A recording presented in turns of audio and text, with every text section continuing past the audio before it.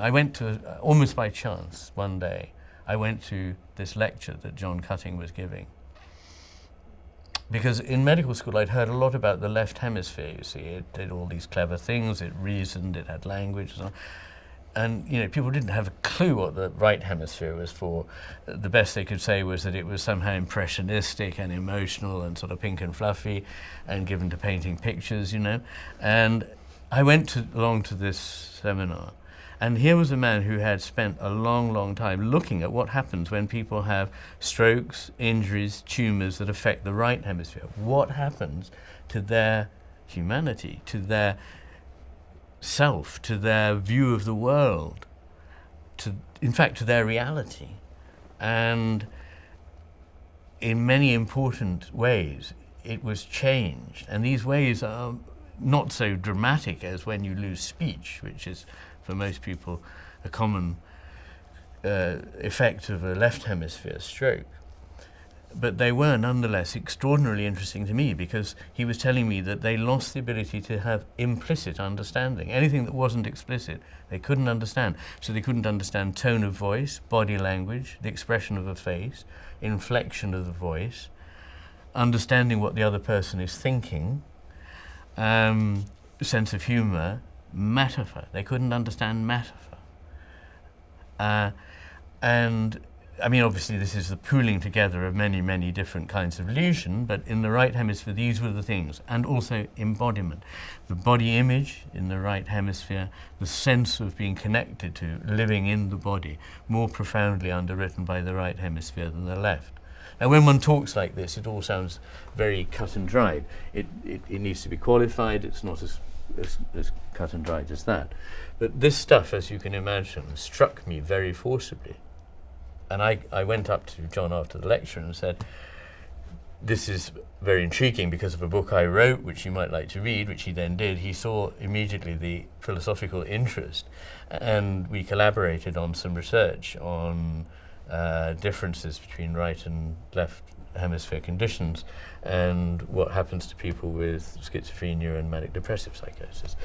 I began to see that actually, inevitably, the two halves of the brain, if they are looking at things differently, not necessarily doing different things, not processing language or reason or whatever, but looking at language from a certain aspect, looking at reason from a certain aspect, the how, not the what, then that would inevitably lead to two different takes on the world. And so these two hemispheres attend quite differently, and this is true in birds, it's true in rats, it's true in all mammals we find. It may even be true in reptiles and fish, but it is certainly true in human beings. Nice piece of research done by Marcel Kinsborn, a prominent Anglo-American neuroscientist, and a Russian colleague. They asked people to look at syllogisms with a false premise. A syllogism is a set of propositions that lead to a conclusion, and the classic one is all men are mortal, Socrates is a man, Socrates is mortal, it follows. So they asked them to look at syllogisms in which one of the premises was false, and the example here is all monkeys climb trees, which is fine. A porcupine is a monkey, which clearly is not. The porcupine climbs trees. Well, they asked people to look at this, and they asked to answer the question, is the conclusion true? And the person with the intact brain says, well, no, it's not true, because a porcupine is nothing like a monkey, it's prickly, it runs on the ground. But the left hemisphere, not of a different individual, but of the same person, isolated, answers, yes, it's true. And the examiner says, but why? Don't you know a porcupine isn't a monkey? And the person says, well, yes, rather sheepishly. So why is it true? Well, because that's what it says on this piece of paper.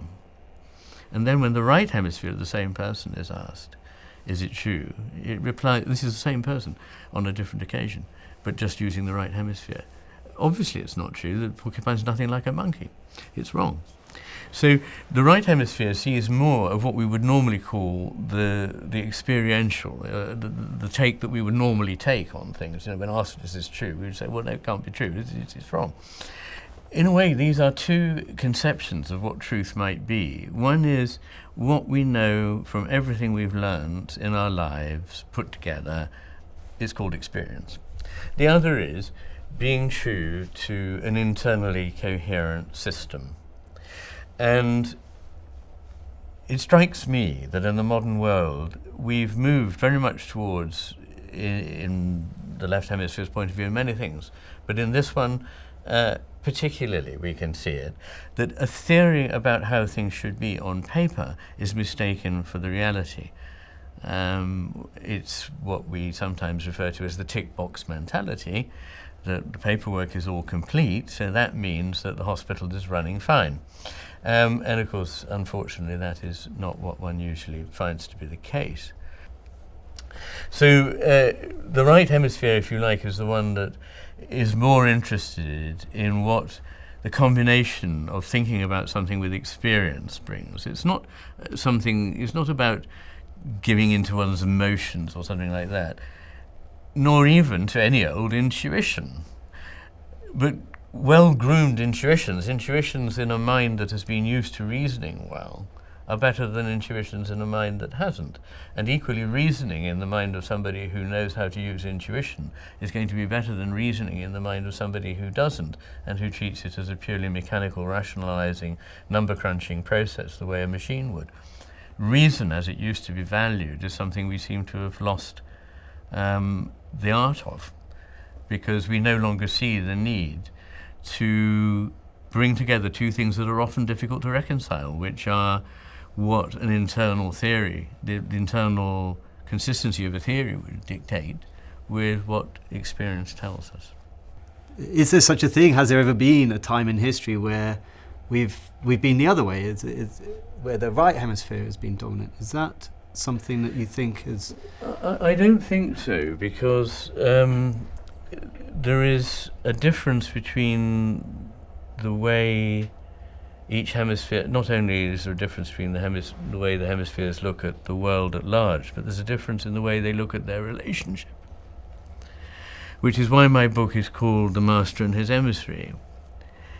The idea there is that the master is a wise spiritual master who looks after a small community so well that it flourishes and grows, and he realizes after a while that he can't look after all the business of his people, but he realizes something more important, which is that he not only can't physically do it, but that he shouldn't get involved with certain things if he's to preserve his overall ability to understand what's going on, the whole picture. And so he delegates his brightest and best messenger, if you like, to go about on his behalf, his emissary, to do his local business. And this emissary is a sort of, very bright chap who's aware how bright he is, and he feels he's doing all the hard work while the master's sitting at home, seraphically smiling, sitting on his backside. And thinking, what does he know? The trouble is, the emissary doesn't know what it is he doesn't know. It's a bit like the story of the sorcerer's apprentice. And the point, so what happens just to finish this little fable, which I take from Nietzsche, is that the emissary takes on himself the master's cloak, and as a result, the master, the emissary, and the whole community fail.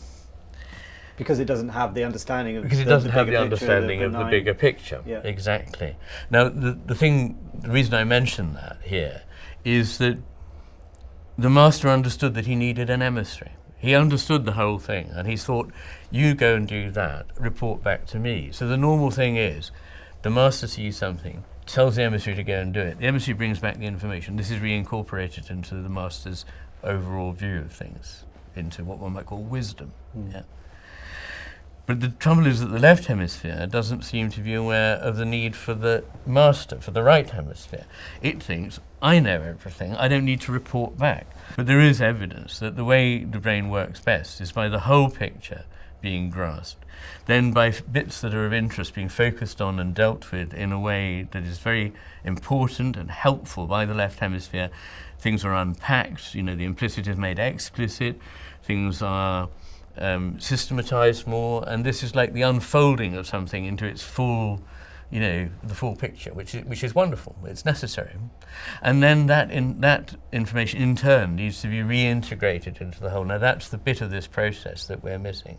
Now, when I say the left hemisphere doesn't understand this, you might think that's surely got to be metaphorical. You can't mean that the left hemisphere doesn't really understand this, but there are literally ways in which one can see this neurologically happening.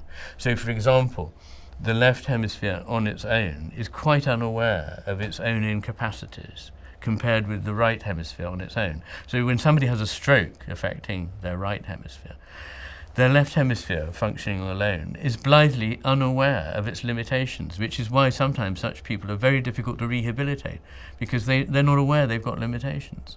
The person who has the left hemisphere stroke and whose right hemisphere is intact is all too aware and devastated. And a very nice study, which was done some years ago now, before surgery, sometimes surgeons isolate one hemisphere at a time, which you can do chemically, for about 15 to 20 minutes, just to see which one controls speech, because while in the brain, it's useful to know the areas to be careful of. And some clever neuropsychologists thought, here's an opportunity to find out more about one of these hemispheres and how it thinks. So it gave the person a personality inventory to do. And it gave the personality inventory also to the person's friends and family to complete. And it did this to the left hemisphere and the right hemisphere separately. Wow. And afterwards, it became clear that the left hemisphere had a very highly polished idea of its own virtues compared with what other people thought, whereas the right hemisphere was more in keeping with reality, but a little bit on the negative side, a little bit tarnished, if you like. Again, it's not aware. And this can be very dramatic. So, somebody who's got a side of the body that's paralyzed, their left side of their body is not working well because they've had a right hemisphere stroke. You come and see them on the ward in the morning and say, how are you doing? And they say, fine, thank you. And you say, oh, that's very good. No problems then? No. Any problems, say, with your left arm? No, none at all. Okay. Well, would you mind just moving it for me? And they go, there, you see. And you say, well, I didn't see it move. I said, well, I did. So if you bring it right round in front of them and then say, now, move that, they go, oh, that? That's not my arm. That belongs to the bloke in the next bed. Now, these are not mad people. These are not psychotic. They're not out of touch with reality. They're just, the right hemisphere is not functioning. And they're not aware of limitations. They're not aware of what it is they can't do. People say you've described what a left hemisphere-dominated society would look like. What would a right hemisphere-dominated society look like then? And the answer to that is very balanced, because, as I say, the right hemisphere understands the need for the left. It wants balance. So one of the differences, it wants balance. The left hemisphere is more interested in control and coercion or in competition, yes, rather than in cooperation. And interestingly, the parts of the brain that help us cooperate socially, make us the social animal, as Aristotle called us, the defining quality of the human was zoon politikon, which doesn't mean the political animal, it means the social animal. They are in the right hemisphere largely. They're largely underwritten by the right frontal expansion. So that is interesting. But I wouldn't say that that's what's going on with the hunter-gatherers. Not really, no. Of course, it's entirely speculative because I don't know of any brain research done on them. Poor people, I hope they don't get drawn in by people like me to do too much of that. But what I'm thinking there is that it's more to do with perhaps not, I don't know, distancing themselves so much from the world, which is a frontal lobe function. That is one possibility. I really don't know. It would be entirely speculative. But I don't think it would be the equivalent of just being, as it were, in thrall to their right hemispheres. I think they're more willing to listen to things that we might be aware of but rule out, because they don't fit with things that we learnt, as it were, as being the case. You say learnt, you're talking in a conditioned way. Yeah. No. I mean, And interestingly, children, some people have claimed, quite prominent figures, who you will recognise who I mean, have claimed that, children don't have any sense of the spiritual or of the divine or anything like that. This is something that is indoctrinated into them in school. But actually, what we know from research on analysing language and description by children as they grow up is that young children, 4, 5, 6, naturally talk in these ways. They talk in spiritually connected ways. They talk of awe, they talk of a sense of something bigger, of God, of the divine, even if they don't come from religious families. But it's then knocked out of them at school by, of course, that's silly and that's childish because science has told us it's like this. So in fact, it's the opposite that happens. So, Ian, do you think there are ways we can re-engage or develop the right brain and its capabilities? Absolutely. I think that things like mindfulness, which is an Oriental spiritual practice, and indeed meditation of many kinds, aims, as does music and poetry and ritual, to engage us somewhere beyond the rationalizations that we put on very much at a top level, on the surface of life. Which is why they also work very well in therapy, because, and particularly with highly articulate people. So, extremely articulate lawyers are exactly the people that you don't want to give a talking therapy to. You want them to go and do art therapy, and they say things like, "Oh, art therapy, I've never been any good at art, it doesn't matter." See, they go and do this thing, and after they've done it a few times, you see them again, and they say, "That art therapy, completely amazing. I don't know where it came from, but something." Or we give them, or we get them to start doing mindfulness, and because they're so used to an internal stream of chatter and of verbalizing, stilling that, which is what it's about, stopping making judgments, just being present, re-engages what I would call the consciousness of the right hemisphere. There's a great American neurologist, neuroscientist called Elkanon Goldberg, whose major contribution, I think, is that he discovered through some really lovely research that everything, when it is new, is first, as it were, dealt with principally by the right hemisphere. And as it is turned into something familiar that can be, oh, it's one of those. So it's categorized, it's become already a bit of an abstraction, it's general, it's one of those. The more that happens, the more it shifts over to the left hemisphere. You can actually see this on brain imaging happening. So the point is that the right hemisphere, having its much broader vigilance for everything that is likely to be more aware of new experience, because new experience is what it's on the lookout for. The left hemisphere is already preoccupied with something it knows already about. I know I want that, I'm getting it, I'm going for it. The right hemisphere says, but whatever else there might be, let's have a think about that too. Ramachandran, great man, calls the right hemisphere the devil's advocate, because it's on the lookout for whatever doesn't fit our preconceptions. So the new in experience, after all, it comes from the periphery of attention. Usually anything that's entering our field of attention is likely to do so from the periphery. And the periphery is what the right hemisphere is able to take in. The left hemisphere has a very narrow beam attention. So it's not surprising that new experience, when it's first fresh to us, before we've conceptualized it, is more present to the right hemisphere than it is to the left. That's what I'm saying. Now, if that is the case, the thing that is presencing, or coming into presence for us, that is present literally before we've done much with it, is more what the right hemisphere sees. What the left hemisphere sees is something that is represented, which literally means re-presented. It's not in the present now, it's become the present a second time now. We're bringing it back as one of those.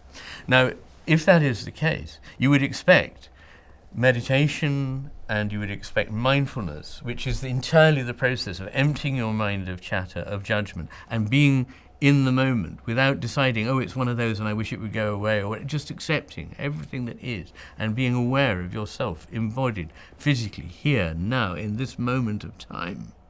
That should be a right hemisphere function. It should, if I'm right, it should be engaging the right hemisphere. Now, since my book was published, some wonderful research has been done on mindfulness, which demonstrates actually that it does engage widely distributed networks, largely in the right hemisphere. So that is right. So I would see these religious practices, along with things like ritual, dance, music, and poetry, as all things that humans have developed to enable them to be more in touch again with a world that their left hemisphere is constantly, for good reasons of its own, and very important and necessary reasons, making us alien from.